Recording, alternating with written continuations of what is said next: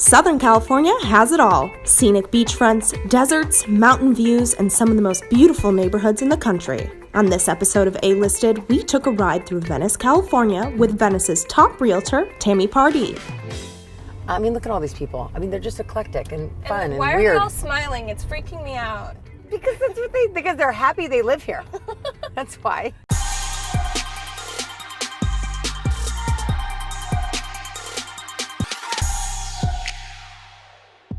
Hi, I'm Jessie Goddard for A-Listed, and I'm here with Tami Pardee, and we are outside of the Halton Pardee offices in Venice, California. We are on Abbot Kinney Boulevard. Tami, can you tell me a little bit about where we are and what this street means to Venice, the neighborhood? Well, this is the main kind of drag in Venice. It's where all the restaurants are, all the shops are. Actually, just even last weekend, there's all the festivals and the fairs on this street. This is really the heart and the pulse of Venice. This is kind of the fancier version, and then we've got the boardwalk as well. So we've got two streets that are pretty popular tourist destinations. It's very eclectic. It's very, very, I would say, colorful here, and I would say it's fun. It's there's a lot to do here. It's an artist community, always has been. So we're going to see kind of a variation. Exactly. I mean, we've got everything. We've got Google here, Snapchat. So we've got a lot of those young techies that live here. We've got a lot of celebrities that live here, and we've got a lot of. This was the Coney Island of the Pacific, so it's kind of a playground, and that's what it started in 1906, and that's still what it is. So it's good. All right. Well, I know you've got a lot of awesome things to show us today, so we got to kind of hit the road. Let's go.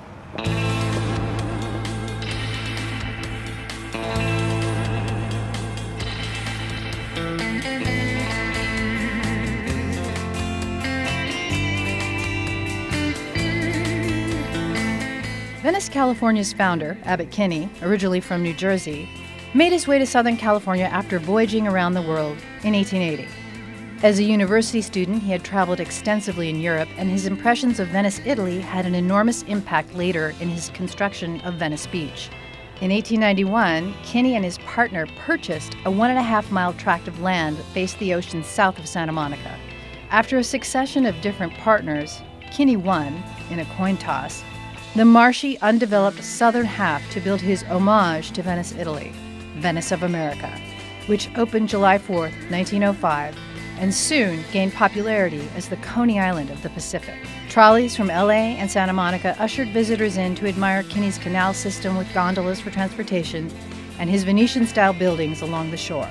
Kinney gained control of the city's politics and changed its name from Ocean Park to Venice in 1911. In 1929, after a lengthy fight, Venice, now part of the city of Los Angeles, had most of its canals filled in to make way for roads and parking. Several canals remain south of Venice Boulevard to this day. All right, so tell me what kind of buyer lives in this area? Who lives in Venice? Oh my gosh, it's such a mix, to be completely honest with you. I mean, it's anywhere from, the young kind of hipster to, we've got people here, artists, people that have been here for a long time. I mean, it's really an eclectic mix. It's hard to say one person. Look at this cute guy over there. Look at these cute little men all everywhere here. Aren't they? He's cute. There's cute. Anyway. There's cute guys everywhere. There are, just everywhere. So we're with someone my age. We're gonna guess my age today. Let's guess your age. How old are you? We're gonna guess my age. Are you 21? I'm 21. I just became able to drink. But what was a young professional, not a techie, but someone who wants to live on the west side? Where would they live? They'd live. Wynwood Circle is a great spot. That's the spot. Because you're walking distance to everything. To be honest with you, you're walking distance to everything. What's the median price for something here? The price per square foot is $1,209 is the average. The average house in Venice is about 1.8 to 2.2. Yeah. And they go up, to 14, a little over 14. You can't really get into a house in Venice under $1.2 million though, at all. For a young person trying to lease or rent or what do they do? So they lease. They lease. Like? They have to make a little bit more money than, they usually have roommates. They usually just roommates are good. They usually just pack in the house. Yeah, they usually have 10 people in a house in one bedroom. No, I'm just kidding.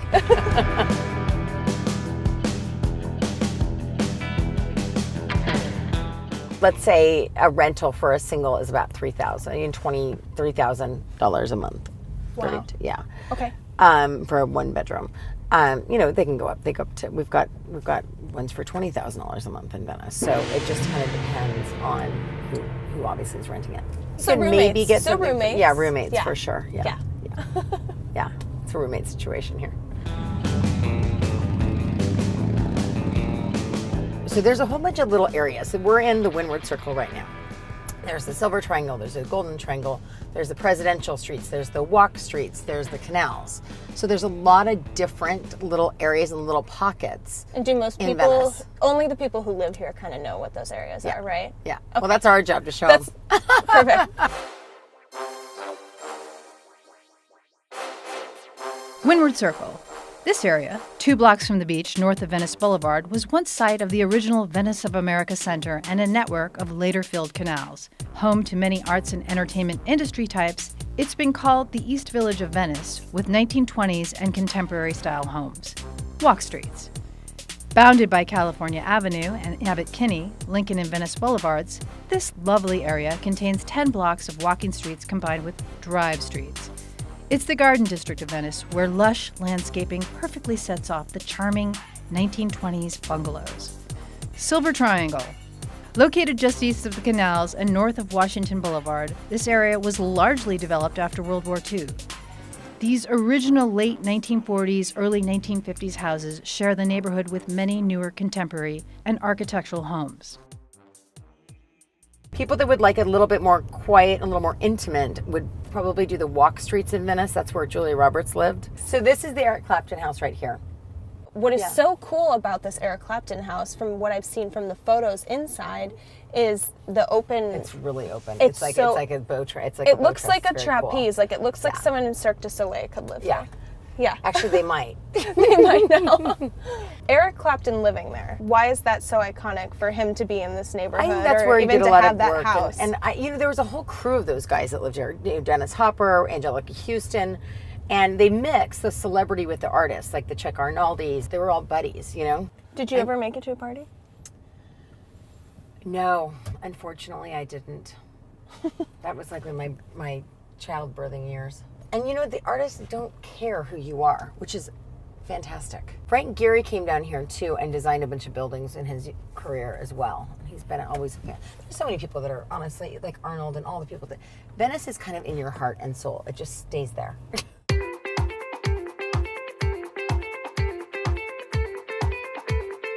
Venice Beach is the second largest tourist attraction in Southern California after Disneyland. Almost 50% of visitors are from areas outside of LA County and Southern California. Venice had its first surfing event in 1907, and surfers have been coming ever since. Skateboarding, as we know it today, was also birthed on the Venice Skate Bowl and was documented in such films as Dogtown and Z-Boys and The Lords of Dogtown. In 2012, GQ magazine defined Abbot Kinney Boulevard as the coolest block in America, showcasing trendy eateries, film production offices, live workspaces, and high-price haute couture every other store. The iconic Venice sign is a staple of films, postcards, and television commercials, and is routinely sought out by tourists as a landmark to include in their photo memories. Another notable tourist attraction is Muscle Beach. There's gymnastics, paddle tennis, and basketball for tourists to watch and play. But by far, the biggest draw is the weight pit Arnold Schwarzenegger used to train, as depicted in the iconic 1977 film Pumping Iron, where the former California governor documented his training and preparation for the 1975 Mr. Universe and Mr. Olympia competitions. The film also depicted Schwarzenegger training in Gold's Gym. The original Gold's was opened in Venice Beach in 1965, long before exercising at gyms was a daily form of fitness for people. Right there is where Robert Downey Jr., that's his office right there. It's a live workspace. Why would he pick this area? Because you just get, here's the thing. Do you think because it's on Abbot Kinney? Yeah, and it's creative. What we have down here is on this street, there's some live works, so they can actually work and live out of the house. So like, That's it's kind of fantastic. a nice thing to do. If you have a big Totally. house somewhere and you want the city vibe, then you have the best of both worlds, right? You could just And walk one of- into Jelena and just call it a day. I used to have a friend who worked at Jelena, and she was like, "Oh yeah, I was just waitressing for Jay-Z and Beyonce and Blue Ivy the other day," and I was like, "Oh, fantastic! What Yeah. a day!" When people come from out of town, I feel like I always see a photo of the Venice lights right there. Right there. So does it get more expensive as you get toward the water, I would assume? You know, it's strange. It's actually more expensive right around Abbot Kinney. Okay. Yeah. The ocean, because, you know, our ocean front, there's everything down there. So it's kind of a wild area. There's definitely like a little bit of a crazy thing going on down there, right? Everyone you see. But that's part of it. That's the whole point, right? Oh my gosh, sorry about that. Just blasting off. That's the whole point, right? Uh-huh. Is to not be so buttoned up, if you will. You know, it's like, give us some color in life, right? And there's always like the regular cast of characters too. And be yourself. Like, you know what it does? It allows people to be themselves here, which everyone else, yeah, be yourself because everybody else is already taken.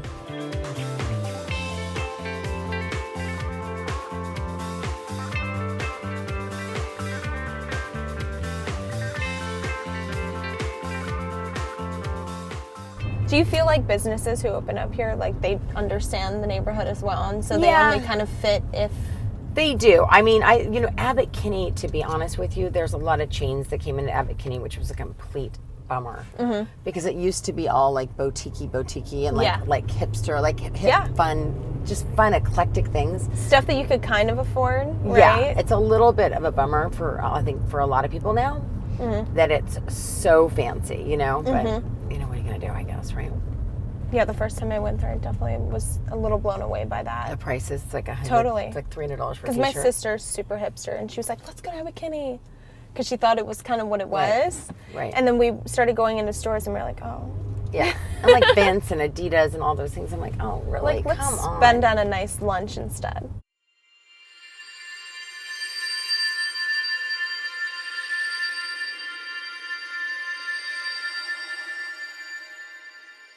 Actually, Arnold Schwarzenegger used to in that building too. Oh my God. Yeah, it's getting redone. That was his old World Gym in his offices, yeah. And this is the old Gold's Gym too over there. Knowing about filming, because I love the movies, like there's just so many things that have been shot here, and so totally. Iconic. Although most film studios are further inland, filming in the Venice area has been a staple in many classic films and TV shows. Just to name a few, in 1991 there was The Doors, 1992 White Man Can't Jump, 1996 Jerry Maguire, 1998 The Big Lebowski, 2007 the television show Californication, 2009 I Love You Man, and of course who could forget 2016's Flaked.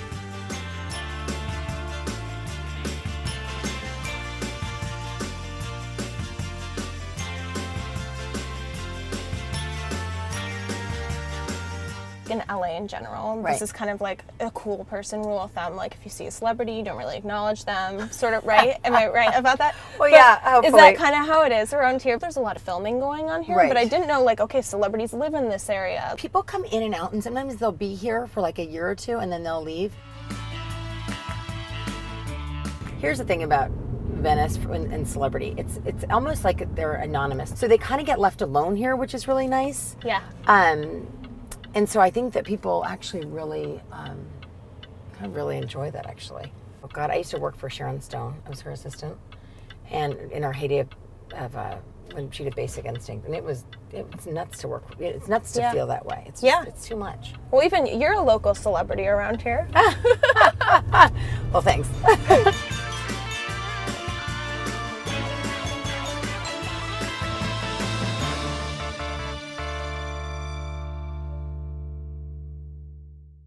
And like something like you said, this is the Flaked house right here. So do they film there? They filmed there, yeah. So what is that like for the people who live in this area? What are they kind of used to it? I think they're used to filming. Do they get annoyed that people are like blocking off the streets to go film, or?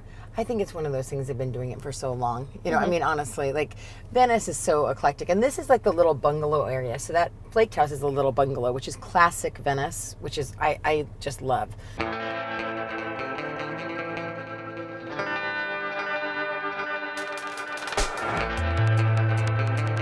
What's one of the perks of living on the west side versus, because what isn't one of the perks? You tell me. What isn't one of the perks, which is what I've heard from other realtors that I've spoken with is that you can get a bang for your buck not living on this side, right? You know, you can live in a massive house for the same price. Right.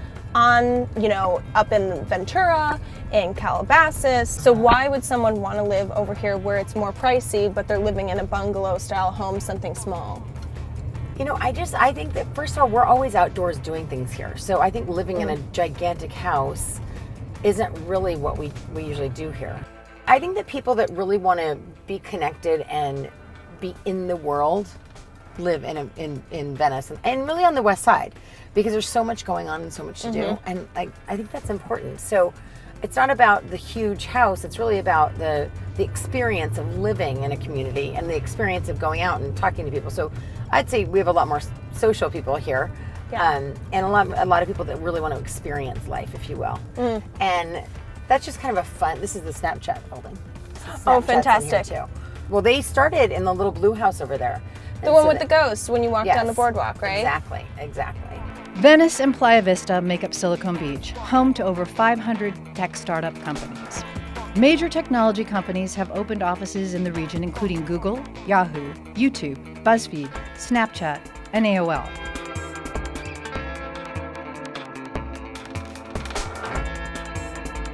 While the majority of these established tech firms have their headquarters in Silicon Valley in Northern California, Silicon Beach has become home to a number of startup incubators and accelerators, such as Launchpad LA, Amplify LA, Science, and Start Engine.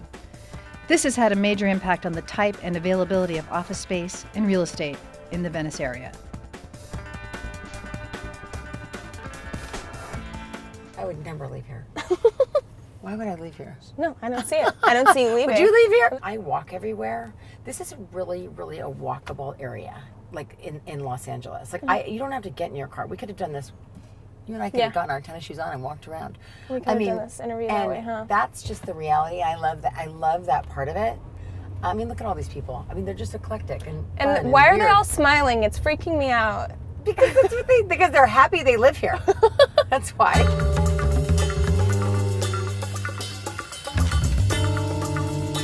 There's one realtor that I've heard of that when they're shipping around a fleet of celebrities, they have to rent all these cars and then go to the place and pick up coyote poo or something stupid like that. Have you ever had to do something? Coyote poo I have not had to do. I wouldn't do that because if they're that high maintenance, I don't want them here. Truthfully. What do you think the key is to being a celebrity realtor, or what do you think the top key is that you've learned throughout the years? I mean, here's what I do. I'm a connector. I love people, and I love to laugh, and I love to find something funny. And I can tell. You know, and I just want to have a good time when we're doing this because it's an adventure and it's a change in life for them. And they need to feel comfortable doing that. I don't, renting a really fancy car and taking them around. I've done that with people and taken them. I mean, I do have a celebrity clientele that I would take to Brentwood and different areas in Los Angeles. Yeah. But this isn't the area for that. It just isn't.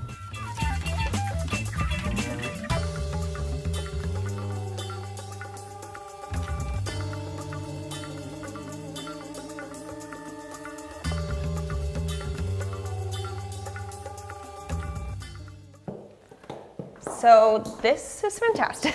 I know, right? So why was this, I mean, I can see why is this the spot that we are looking at today? Because it's phenomenal. This house, one thing that Venice is really known for, as well as, art, is architecture. This house is a Charles Ward original, which is a very famous architect. And then David Hertz actually did work on it as well, who's another really famous architect. He's the Californication house. That was his original house. Awesome. And then we've got Jay Griffith, who designed the landscaping outside. So I think this house really just speaks to Venice, speaks to the soulfulness. I mean, it's raw materials, it's organic. My very favorite thing in this house are these steel windows. I think they're just amazing. So this is one of, I think, the best houses in Venice. If you had to pick the coolest feature about it, what would you pick in here? It would definitely be the steel windows. I just think they just add such warmth, and they're just, they've got Dutch doors that they did. That's not something you see everywhere. No, these are all handmade. I mean, the work in this house is unbelievable. I love the plaster walls too. I mean, You know, it's just organic and feels good and soulful. It just kind of flows so nicely, and I think that's something that you kind of touched on throughout the entire day of how Venice works. It's all bringing in the culture outside to something inside, the artistry, the wacky, the crazy. Like, give us your all, and we'll see what happens. Right. And I think this house demonstrates it beautifully. That's awesome. So. Well, let's take a look outside.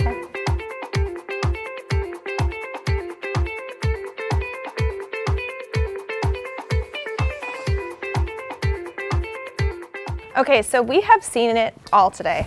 Venice, I've never seen it the way that you've shown me today.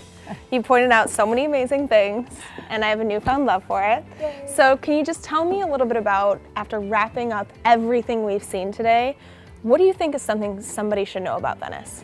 I think that whoever wants to live here, it's soulful, and it's a colorful, beautiful place. It's eclectic, and really just, it's a connected place to be. And I think that's why people love it here, actually. Mm-hmm. So that's why we don't leave if we can stay. Stay forever. Yeah, we stay forever. Well, thank you so much for joining us today. We really had such a great time. We've seen so much, and I really, really appreciate it. Please stick around for the rest of these episodes. We are going to be taking a look at some of the most fantastic real estate in Los Angeles. This is just a slice of the pie, although I know Tami would say this is definitely the best piece. Yes. So thank you so much for your time today. I had so much fun. Bye.